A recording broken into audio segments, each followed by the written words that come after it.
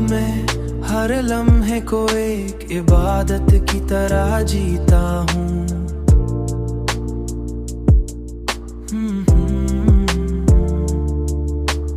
हर सांस को एक नेमत समझता हूँ।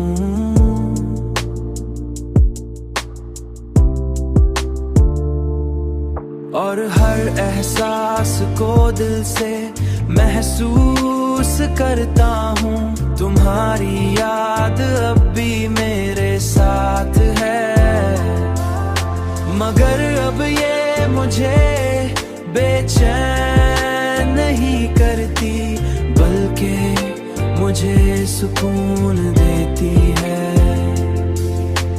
बल्कि मुझे सुकून देती है।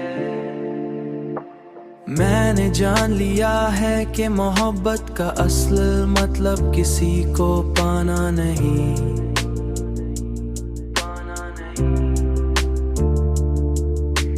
बल्कि उसके असर को अपने अंदर जिंदा रखना है।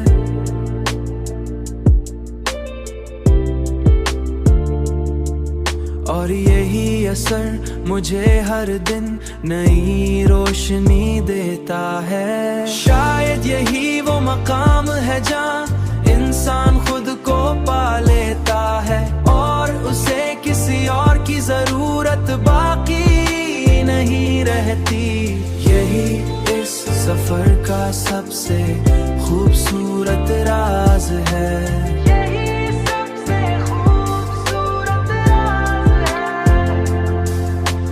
यही इस सफर का सबसे खूबसूरत राज है।